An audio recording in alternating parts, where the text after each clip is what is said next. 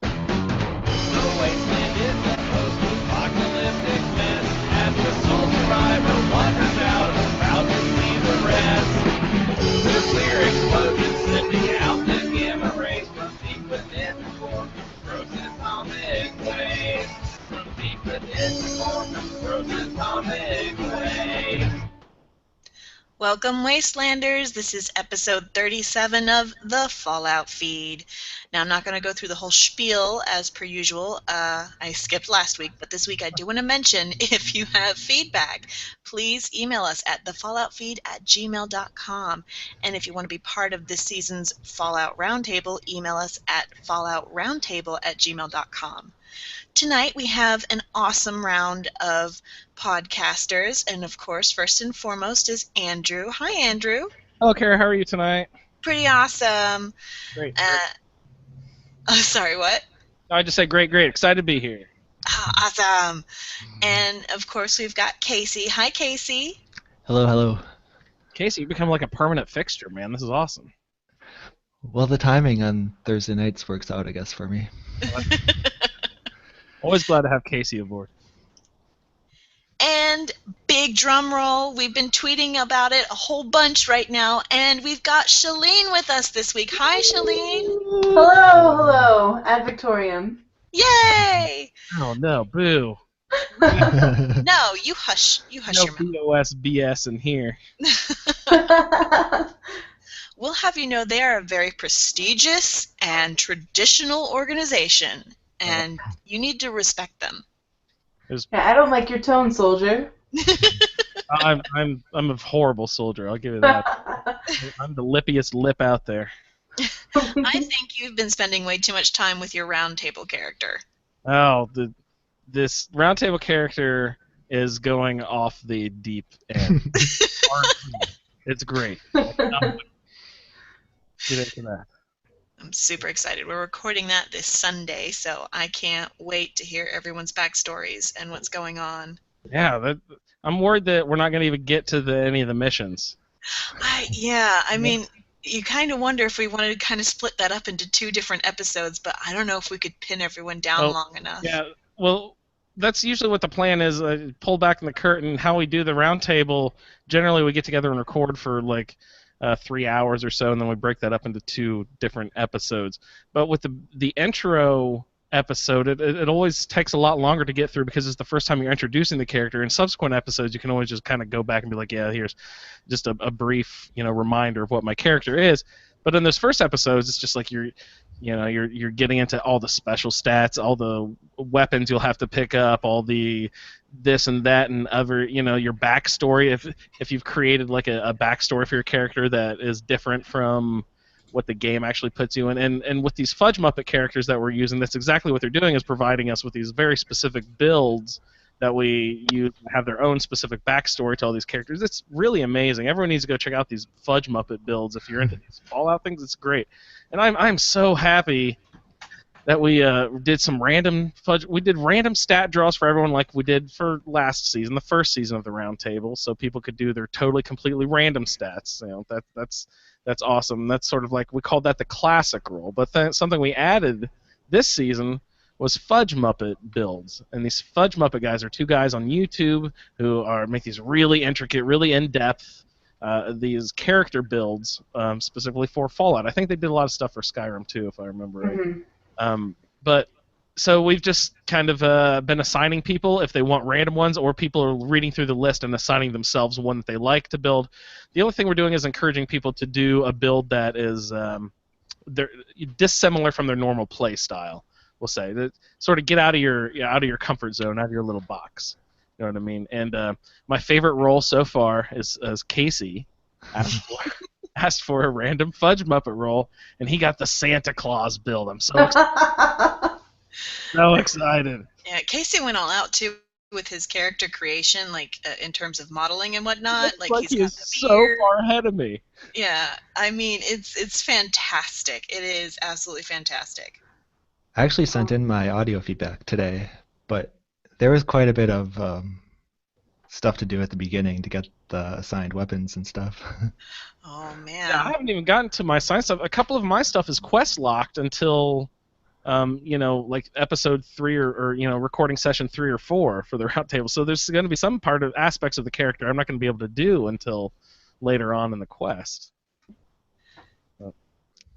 Then I guess I shouldn't mention that I already got one of mine. I got one of mine because it wasn't quest log. It was just for a vendor, and I had to like collect absolutely everything on the whole stupid island of Far Harbor and sell my life and my first child that I'm searching for in order to get this what's it called? The kiloton radium rifle.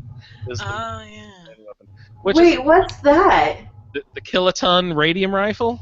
That is not a weapon I have found. Oh, Shaline. That's my favorite. You know what that tells How do you get that? It tells me you're a blasphemer and you need to go straight to the nucleus. Okay, so... Wait, the gun is talking to you? You need to clear your mind of all this misleading jargon that all these false prophets are leading you into. I need to accept the glory of Adam? Accept the glory of Adam. Okay. The Great Division. Gracious glow. I will bask in the glow of Adam. Yes, I need to go and replay Far Harbor because I stressed out. I had such anxiety over the ending of Far Harbor that I ended up like reloading my save. So I'm in this save state where I haven't ended Far Harbor because I tried 2 or 3 different endings and I just couldn't live with any of them. Yeah, so I just left and went and started building a museum in Diamond City. As one does. I mean, that's the only logical, outcome there. I feel the same way. Like, it's a powder keg over there in Far Harbor, and there's so many different factors that you're juggling. I think it's really complex. I'm sure a lot of people would really argue with me on that, but for me, I just find it a very satisfying DLC. Not that I have finished it, but... They did a fine job with the quest lines and the factions and the story of Far Harbor. Mm-hmm. I would really have to agree, and I'm kind of sad that the DLCs are running out because I was looking forward to something more like that. Not that I'm turning up my nose at anything we've got so far or anything like that, but that was something that really had me hooked, and I feel like there's just so much to explore and so many different ways to play it. It just feels like it's something that's definitely going to elongate replayability with Fallout 4, and I think that's what you really want out of most games. Mm-hmm. Well, I think just by adding, especially for us console players, just add the addition of mods will also, much like Skyrim, just prolong the life of this game for a very long time, because you can add quests. You can just keep adding story to the thing if you want to, which I think I'm very excited about. Yeah, I think it's amazing the people who create mods that are story based. I mean, the time and effort that goes into that's insane. Yeah, well, not only do they have to write to the damn thing, they have to also program it all out, but they also have to get voice actors and different people to do all the, the writing and the recording, and it's really an endeavor. Kudos to anyone who has the balls to do that. Hey, real quick, shout out to Patrick. What's up, Pat? Hey guys, how we doing? Awesome. I didn't know if you saw that, Kara. Pat snuck into the room. I did. You beat me to it by a second. Oh, sorry. Hey, Pat. No, it's Say hi to Shaline. Hi Shaline, how are you? I'm lovely. How are you, Pat? Doing great, thanks. Playing a little Vault-Tec right here. So. Nice. Are you guys Twitter buddies? I follow Shaline, yeah. So what are you doing in your vault there, Patrick? Well, have you guys started it yet? I'm right now speaking to not Bethany. What's her name? Oh, now you've knocked her name out of my head. Barstow. Barstow, yeah. Overseer Hardass is always calling her over text. Well, that's what I called her in his security logs, I think. Like, he was like a real hard ass or something like that. Mm-hmm. Yeah, she's mean. She's a mean lady. She's a real piece of work, and honestly, like, okay, there are several different ways you can play this DLC, and we'll get into that in a second. But I mean, it's just the way I'm going through it agreeing with her. And I'm just sitting here going, I just don't see how anyone would just be like, oh yeah, this is fine. I feel like this DLC is really made for the sadists of the world. I really do. Yeah, Mm. all of us sadists over here need our own DLCs. I kind of feel like this batch of DLC is kind of about all of the complaints that Bethesda, it's kind of a reaction to all of the complaints that Bethesda got about, oh, you have to be a goody two-shoes. Where's the role play? Where's the role play? You have to play as a goody two-shoes. Because, in the dialogue, even if you're clicking all the jerk answers, at the end of the day, you still go finish the quest. There's not really as many options to be an evil person. And that's something that a lot of Bethesda fans really enjoy in their games. So I think this is sort of a here you go. That's Be very evil. true. Go crazy. Yeah, I didn't really think about that because it's hard for me to play. I go into it, and I've said this before. I go into it, I'm like, okay, this time around, I'm gonna play total jackass, and then it's like Codsworth disliked that, and I'm like, oh my god, I'm so sorry. I'll change it right now. Go back and save.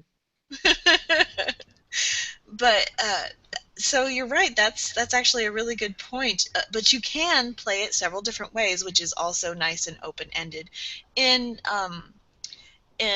Fallout New Vegas or Fallout 3, did you have more options to do more jackass or evil type things, or? Oh, absolutely. You could sell people to slavery. You could sell your companions into slavery in New Vegas. Oh. Yeah, you could actually, Arcade Gannon, you could sell him to Caesar, or Caesar, the main antagonist of the game, as his personal doctor, and he'll commit suicide. Oh, jeez! You can take Fallout 3 and New Vegas to some pretty dark places, and Fallout 4 doesn't really offer that option. Oh my gosh, now I can see that though. Like that is why some of the purists are complaining so much, I guess. Mm-hmm. In part, I can see why they would, especially with the popularity of games like Fable and whatnot. There's clearly a market for people who want to play the anti-hero or the hero or just the straight-up villain. And it's nice to have that kind of flexibility. So yeah, that's a really good point. Yeah, and in Fallout 3, you could nuke your main your very first settlement you come across when you leave the vault. One of the things you have the option to do is to nuke it. Right. And if you nuke it, then you get a lovely apartment in this ritzy apartment building. And the reason that you nuke it is that the guy who gives you the apartment doesn't like the view. Mm-hmm. And even that, the only nice building in the whole Commonwealth, or wherever that is, DC, is you can help the ghouls move in and destroy everybody. Oh, yeah. Oh, that's Yeah.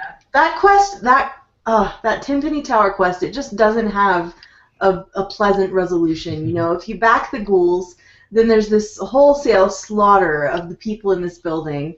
And if you back the people, then you're killing these ghouls who just want a place to live. Oh man, so there's no in between, huh? No, it's horrible no matter what you do. And you can shoot old man. What's his name? Is his name Tenpenny? The old guy who's behind it all. You can go kill him. Yeah, his other hobby besides blowing up innocent settlements is to sit on top of his nice hotel and pick off travelers with his 50 caliber sniper rifle. Right, his safari. I forgot about that. little fucked up. Wow. Okay, I've got to play these games. Yeah, I've got. Oh yeah, totally. They're definitely worth going back to. Fallout 3 came with my bundle. Oh, lucky. I need to play that. Yeah, I've bought both New Vegas and Fallout 3, and I just need to find time to play them. But as I was saying before the podcast started, I'm not doing great with time management right now. No. Well, you also have to go back to school and stuff. It's going to be even more time crunch. I know, I'm going to have to go back to being a responsible adult all the time. Don't do that. Oh, that's a terrible plan. I have to. It's just for one more year. Just one more year. Okay. I get it. Hey, Shaline, I'm interested if you would just real quickly Give us just a really brief rundown of your history with the Fallout series. Well, I discovered Fallout 3 some years ago, and I put it in. I got it from GameFly, I think, and I really hadn't played role-playing games at all previously to that. It was for me a lot of platformers, a lot of shooters, that puzzle games, that kind of thing, and I didn't really know what was up with Fallout 3, and I got it from GameFly, and I spent that weekend, 14 solid hours just playing this game. And I was so addicted to it that it kind of scared me, and I sent it back. But I kept thinking about it, so I purchased the game, and I played it a lot, and I was addicted after that. Played New Vegas, and started playing a lot of other RPGs after that, and I started the podcast with Rick, Fallout Off the Record, about a year ago, and in anticipation of Fallout 4, loved Fallout 4, went back and played the ISOs. How did that happen? Pardon? Who asked who? How did that happen? Well, Rick and I actually didn't know each other before we started the podcast. We both were listeners to Elder Scrolls Off the Record, and I saw they tweeted, "Hey, we're looking for hosts for Fallout Off the Record, Fallout podcast." And I thought I could host a Fallout podcast. That's great. So the rest is history. Well, that's so funny that they just put out an open call for hosts. Yeah, and they did some interviews, and Rick and I clicked right away. So great. Well, I mean, I just posted a couple of times in the Facebook group, and you invited me on. I thought that was pretty, that was not something I was expecting. Kara, I apologize. I don't mean to be sexist. But I needed female voices on the show. I'm so sick and tired of just listening to dudes talk about fucking games. That's so overplayed. You need chicks on your show.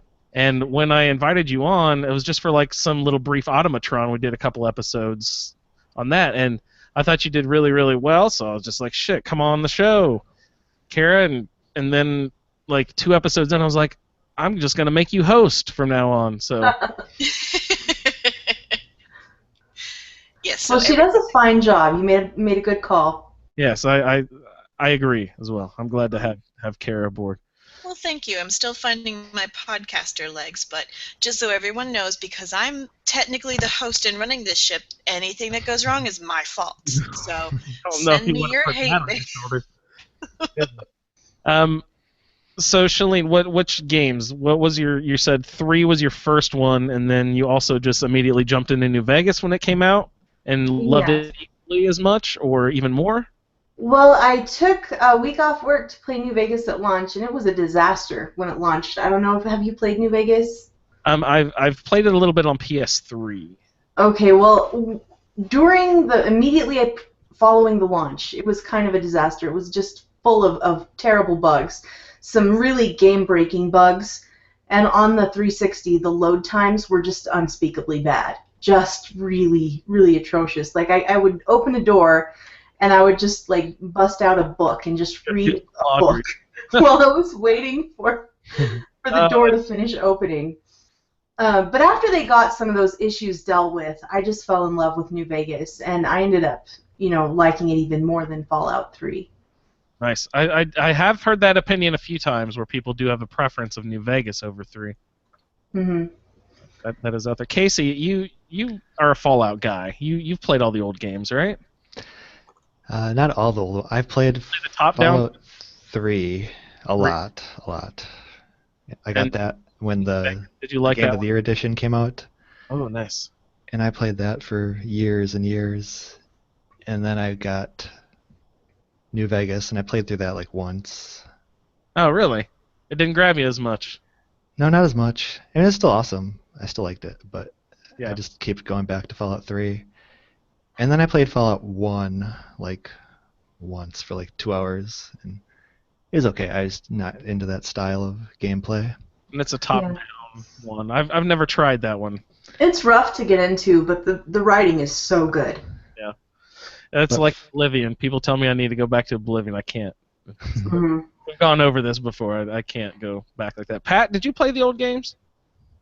Only starting with 3. So I haven't played 1 or 2 or Tactics or any of those guys. Oh God, what's Tactics?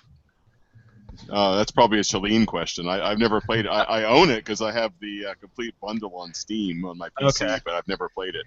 Yeah, everyone owns them, but Yeah, Tactics is just a tactics-based ISO. You know, it came between Fallout 2 and the end of Interplay. So, You're speaking Greek to me, sister. But that's well, you know, it's an old-timey game with old-timey gaming sensibilities. oh, I'm an old-timey gamer, sort of. I like old stuff. No, that's great though. Yeah, I haven't played it myself. I have been playing some Fallout 2 lately and just digging the hell out of that. Really, is that Oh yeah, it's so good. brief elevator pitch to me? What is Fallout 2 like? Okay, Fallout 2. In the first hour of Fallout 2, I had a snarky conversation with a shaman in which he asked me to weed his garden, which was taken over by man-eating plants. And then I helped some kind of lunkhead guard his cattle against the bug people that he was afraid of. And then I took a bath with a fancy lady who had some very skillful, bathing credentials. And and now I don't have any money because I spent it all in that bath. And that's Tactics. Or, I mean, Fallout 2.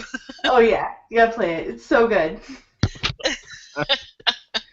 Fallout 2 is supposed to be like kind of silly, right? Oh yes, it's much lighter tone than Fallout 1. And I really struggled with the gameplay in Fallout 1, and I don't know if I've gotten used to it or if it's a little bit more user-friendly in Fallout 2, but I think it's more user-friendly. Oh, okay. So it is still a top-down ISO, so... Oh, okay. I didn't know that. That's interesting. The game has evolved into what it has become. The speaking of what it has become, have you been playing the new DLC a lot? The Vault Tech. I saw that you posted that you hadn't gotten into it a few days ago, but have you? I've played a bit. I'm sure you've all played more than I have, but I've played a bit. I don't know. To level with you guys, I started Vault Tech Workshop because I felt an obligation to do so because of the podcasts. Of course, you have a show. I feel no motivation to play Vault Tech Workshop. I feel completely overwhelmed by the relentless release of these workshop DLCs. Mm-hmm. I'm not that interested in building things, and every month there's more crap to build. And I started it up. I had a little bit of hope because, okay, I guess there's quests or whatever, but I'm not feeling it, guys. Yeah. Mm-hmm. I will say that the Vault 88 does seem pretty legit so far. I'm interested in the backstory and the character of Overseer Hardass and her story.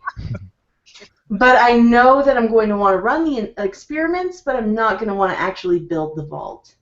Yeah. So. Are you going to want to do the demented things to the people? Probably. I So I'll hear probably you. save that for another character because my main Xbox character that I've started it on, I try and keep her kind of perfect. Yeah. I want to collect all the things and not have bad endings. How many characters do you run? I've got one on Xbox that I abandoned at like level 4, and then I have my main character Shaline, and I've played her. I've done a lot of save scumming with her. I'll go back and replay the last 30 hours as the Railroad, or replay the last 30 hours as Brotherhood. Yeah, I was thinking about that the other day. When you go back and make a save, and you're kind of like creating a new reality or like a timeline for this character. It's like we're literally making them travel through Absolutely, alternate realities. Alternate realities. And I'll just I'll put up a flag on the wall, say the Institute flag or whatever, and stand in front of it when I save the game. So then I know. You know which play you're on. Right. That's smart. That's smart. Yeah. See, And then I've got 3 PC characters that are kind of all pretty low level. Uh-huh. That save issue, that's one of the biggest downsides of survival mode, because every save is a freaking bed. Mm-hmm. Yeah. You like the exit save? Are you using that at all, Pat? I am, but it's Bethesda, so I don't trust it. Yeah, it's anything that's an auto save or anything like that, like a closeout save. I think you're wise to mistrust it, because sometimes those auto saves, if you load those, you're at least in Skyrim. I haven't had as much trouble on my Xbox as I did with my PS3. Sometimes those auto saves would get really like glitchy, and I'd always want to like do a hard save and then reload that hard save and then play on that. The one thing I trust on the exit save is, you know how, well, if you guys don't play survival, when you do survival, you wake up, and the first thing you do when you wake up, it's like you got to have breakfast, you got to have water and food, and you might have to cure diseases, and so like it's kind of a bummer in survival. Like the first thing you do is you have to like do all this maintenance crap. So if you have an exit save, you can do the maintenance crap, quit the game, and then when you start, you start with your character all freshly maintained, so you don't have to waste 5 minutes feeding yourself and watering yourself. So that's the one thing that's actually kind of nice about the exit save. Even if you don't trust it, you can water yourself. Yeah, that's cool. Survival characters are so needy. They are. They really are, but they're still fun. Yeah. Oh, I'm so I haven't thirsty played all the a ton yet. time. My survival character's still under level 10. I haven't played him a ton. Shaline, were you into... I keep calling you Shaline. God. Shaline, were you into the survival mode stuff? Well, I started out one of my PC characters on survival, my fist-fighting brawler character, and I got really too ambitious with him, and it was hard. It was awful. I was in like the middle of Gunner Central by Swan's Pond, and just it was a disaster.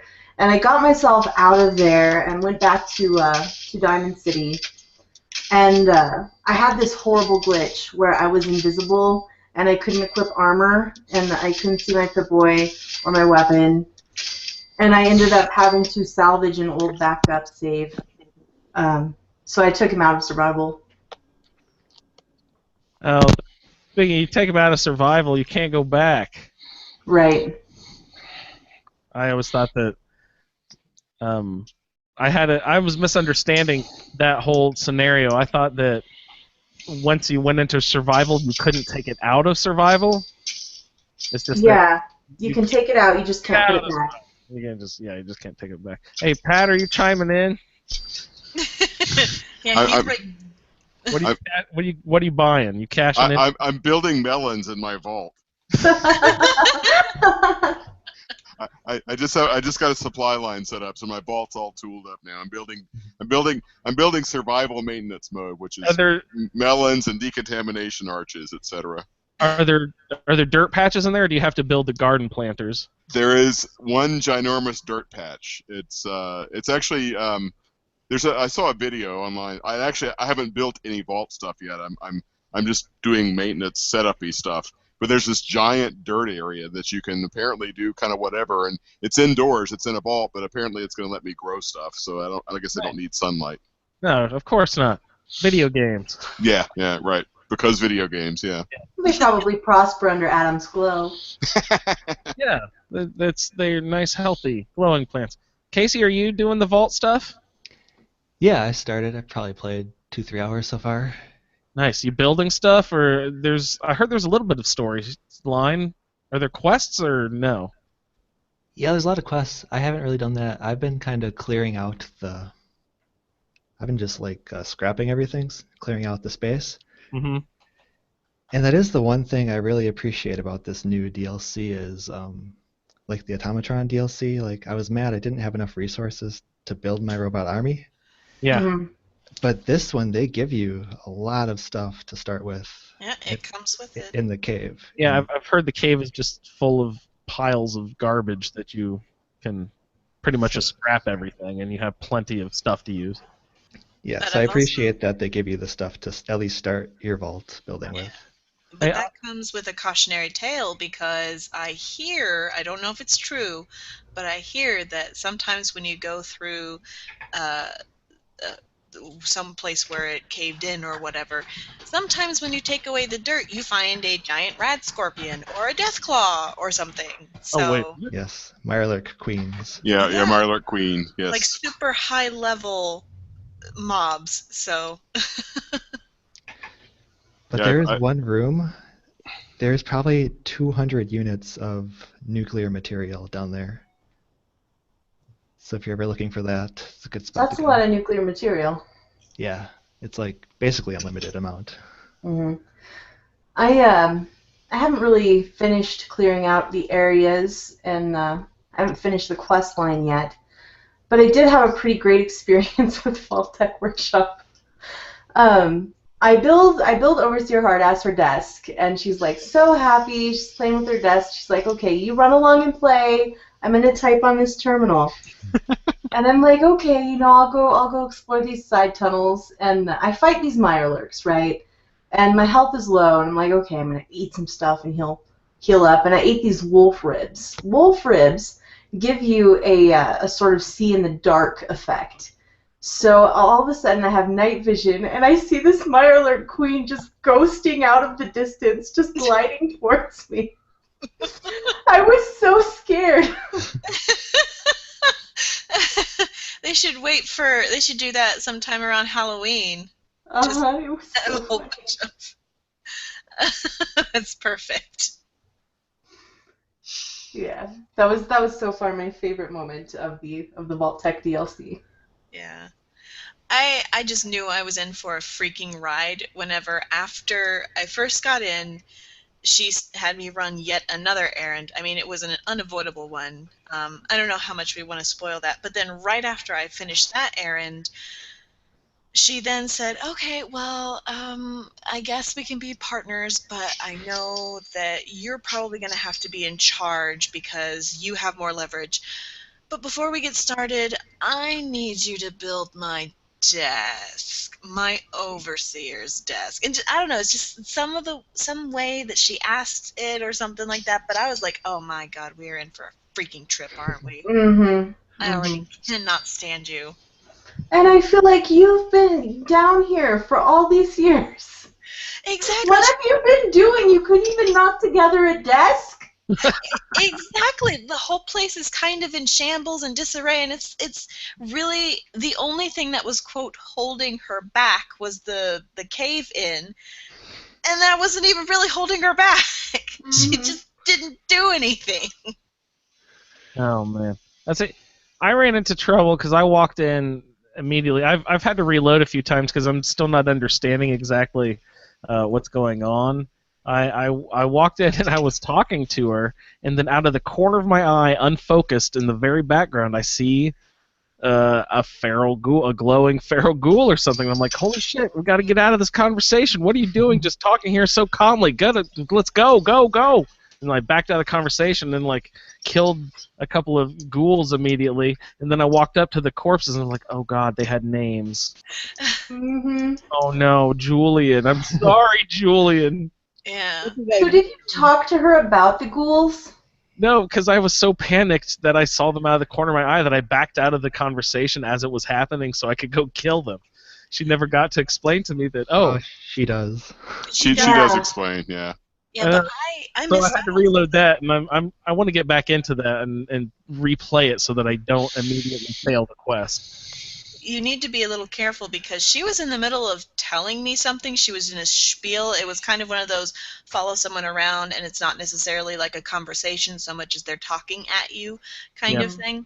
And then Julian comes out of nowhere and just decides to eat my stomach for breakfast. Julian, no. Like, oh, Julian, no. Stop it, Julian. And then she starts to get really muffled. And then, of course, I'm fighting Julian off. And she's saying things, and I don't hear anything. It's hard to pay attention when someone's eating you. Yeah. It's just like, okay, so I hope I didn't miss anything important because it was a little loud and you were a little muffled, so care to repeat anything? I do that all the time. I'm so glad that in the conversation tree they give you the option of re-clicking again to see what they say. Mhm. I always have my subtitles turned on too, so I can hear and read it because I understand stuff better if I can read it at the same time. But I'm glad that they don't just let you only hear stuff once. Now, what I do wish that they did in the menu system is have a journal, much like if anyone played Red Dead Redemption. I was just gonna say, Rockstar Games has this thing that all games should have. Is the journal. I don't know what it's called in the other games, but that's what it's called in Red Dead, and it just has everything that the computer has, the gaming system has told you. You can scroll back through and read everything. Mhm. That's the one thing I wish these Bethesda games would have, Skyrim and all the Fallout. Yeah. Like, I wish you could scroll back because there's lots of things that flash up in the screen that happen when I'm in the middle of combat and I don't see. I'm just like, I oh, shit. couldn't agree more. Oh my god, come on. What? And are you guys having on my Xbox? I'm also getting this bug where my left-hand corner little info box thing periodically just gets bugged out and stops appearing. Oh So no, that sucks. Yeah, so I don't get the warning like, you're hungry, you're diseased, or whatever, or some of the little info box things. It's really a pain in the neck. It's even more important for survival mode. I didn't even think of that. Jeez. Yeah. Mhm. That's horrible. At least they give you they give you icons in the lower right too, though. Correct? Those have not broken so far. Yeah. Okay, cool. That's crazy. Can I just give one cautionary tale to our listeners so they don't spend 45 minutes like I did wasting time? Of course. That's what this is for. The first thing Barstow asked you to do is build an overseer's desk. That And- stupid desk. There's 2 overseer desks in the workshop menu. There's an overseer desk, which I built, and she completely ignored. So I built her a second one, and she ignored that. But under the specials section, there's a Vault 88 overseer's desk. Are you kidding me? That's the only one she will react to. That is ridiculous. That That did is- that is so dumb. That is just like Mama Murphy's chair, though. I wasted a lot more time on that. I'm like, I built you Me too. 5 different types of chairs, woman. Take that down. But no, she had to have a special chair. It looks like Vendortron in the chat group also was having trouble with the desk. Yeah, it's ridiculous, because I built an overseer desk, and she was just ignoring it. And 45 minutes later, I figured out what was going on. Well, thank you for bringing that up, Casey. Gosh, that's so dumb. There's been a bug going around, everyone. I don't know if we've pinned it down to what is actually causing it, but there's an invisibility while crouching bug that turns you permanently invisible. Have you guys run into that yet? No, not yet. But I think another person posted this week in the Facebook group about them running into it as well. Yeah, there's been 3 people in our little Facebook group. We don't have a ton of people in our group yet, but there's already like 3 or 4 people that it's happened to, which means percentage-wise, it's a 5% of the people it could happen to, at least by our little poll, our Yeah. data that we're collecting. So that it seems to be like a pretty big deal. And the only way that these 2 people have fixed it is by doing the ultimate restart and wiping Fallout off of their Xbox completely and Ouch. reinstalling it, losing everything. That's rough. And there are mods that try to correct it, but there's evidently problems with those too. So Hmm. it's rough. Have you heard of that yet, Shaline? Well, I think that may be what afflicted my Forrest Gump character. It did? Yeah, because he was invisible, and yeah, it was a problem. It was a real problem. Are you on Xbox? No, it was on PC. I hadn't heard it on PC. Every one of ours had been on Xbox so far. So that's interesting to know that it's cross-platforms as well. Yeah, that was the character that I had to find an old backed-up save from a couple levels ago. Wow. Ouch. Are you a modder, Shaline? I have installed several mods on PC. Mostly it's outfits. Yes. I love your love. Yeah, I like the paper dolls aspect of video games. Yes, it's great. And I really like that you have named your character after yourself, so you can dress yourself up. Yeah, I always name my main character Shaline. Even when I'm playing like Legend of Zelda, I rename Link Shaline. And like the goddesses will be like, Shaline, hero of time. And I'm like, that's right, bitches. Give me that Triforce. Have you Hmm always been able to rename Link? I think so. I don't. In at least the majority of the games, I think. hmm I'm a past the 3D and forward. I didn't really play the top down or Link to whatever it's hmm called. So I didn't know that. But that's cool. Shaline, hero of the universe. Yep, hero of time. Your I time. believe it. Triforce is with you.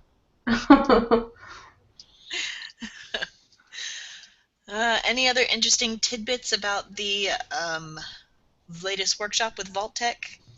Clean furniture. Yeah, I bet Juan loves it if he's gonna play it at all because it's so clean. That's cool. I'm excited about that. Does that mean that you can build like actual real clean beds everywhere Mhm. now? Hmm. And how does that apply to survival mode, right? There's something with beds and getting diseases or something. Yes, you will sleep better. Yeah, I'm not sure about the disease part, but definitely sleeping better on a cleaner bed. Which I think if your dog tired in the wasteland, it doesn't really matter. But Yeah. Hell, I'll even sleep on a futon. I'm that desperate. yeah, I I read something and I haven't confirmed it yet, so take this with a grain of salt. But I know last week I was saying you can only build in Vault 88, but I read somewhere that you can actually build vaults elsewhere. I was under the impression that this was the only vault that you could build, but someone corrected me in saying that once you get past the quests or something, or a certain point in this one here, 88, then you can start building them. And I think that they said wherever. I was like, I no think way. They have to be in set locations, right? I think it's wherever above ground. Like not you can't like start digging into the ground, but that's still pretty That's freaking pretty amazing. impressive. Yeah. That's great because I was going to have to load a mod, the Conquest mod that I like that it's little camping and you can build settlements wherever. With Far Harbor, Pat and I have gotten into this a little bit last episode, but I really dislike the fact that there's no lodging on the south side of the island. All 4 locations seem to be pretty much on the northern half of the island. And I love Little Cranberry Island down there, so I was like, okay, well, I have to load up that mod so I can set up my homestead down there on Cranberry Island. But now that the Vault thing has released, I'm like, oh, maybe if I get so far in that, do you think you can build vaults wherever on Far Harbor as well? I'm assuming As long as it's above ground, I believe you can use those tools that'll in be a great. settlement. Sweet, I'm gonna build a settlement down on Cranberry Island. Love it. I don't That's know. a good call. I'm gonna annoy everyone with Cranberry Island all season, like I did with Nordhagen Beach last season. It was great. Oh. So sorry, go ahead. I said you can build your own your own version of Nordhagen Beach with clean lines and That'll a be very fancy. fancy look. Hey, before we close out for the evening, we did get a listener feedback. I was wondering if you guys would be interested in hearing that. Of course. Of course. Let me see if I have it loud enough here. Hello, Fallout Feed. This is Seth from Cabot Cove. Long-time listener, first-time caller. I just had a question for the panel on the show. I'm a big fan of the show. Who do you think would win between a glowing red roach and a chaurus? I'll take my answer off the air, please. All right, thank you guys. Bye. That was wonderful. Yeah. Someone from Cabot Cove. I don't know if anyone caught that. I did. Yeah. So a glowing radroach and a chaurus. Shaline, are you a Skyrim Yeah, I've got like 700 hours of Skyrim under my belt. So this has an obvious answer to me. The Taurus. Yeah, of course. Those They're things are so mean. terrifying things on Earth. But can it move as fast as a radroach? They're lightning, Kara. Oh, well then never mind. I will just be quiet and sit in my own little non-Skyrim corner you and are keep my going- head down. You are going to learn what a Chaurus is when we make you play Skyrim. No, it's you and me, Kara. We're gonna tough it out with Fallout. We're not gonna fall prey to that other game. No one's gonna. Skyrim is so good, though. It's so good. No. Oh no. Fallout for life! That's right. My sentiments exactly. So, I would like to thank Shaline for coming on to the show. Does anybody have any last comments or questions or anything going on before we sign off for this week? No, I love the cross pod pollination here, getting Shaline on the. Yes, Shaline, love your show. You and Rick do a great job. So great to talk to you here. Thank you. Yeah. It was lovely being here. Thank you so much for inviting me on. Yeah, and it doesn't really need to be said, but of course, it's an open door policy. We like to have lots of community involvement in our show, so you are at all times welcome to come onto our show. Why, thank you. Love to have you back anytime. The podcast is better for having all the new voices on it. Yay. I just want to remind listeners, just like tonight, go ahead, send us in audio feedback or just write us. And we would be happy to answer your questions or to respond to your comments. We want to hear from you. And I would like to encourage everybody to join their Facebook group. It is a really lively, interactive Facebook group that these people have. It's a joy. You should join it. You can find it at facebook.com/groups/a Skyrim Addict podcast, or by searching for the terms a Skyrim Addict podcast and the Fallout feed. All together. I mean, there's spaces in between, not like literally all together, but you know what I'm saying. All right, so I've been Andrew, and for Shaline and Kara, I'd also like to thank Casey for being here, and Pat. Thanks, guys, for being on the show. And Thanks for having us. Yeah, thanks. We will see you guys next time. See you in the wasteland. Bye. See you in the vault.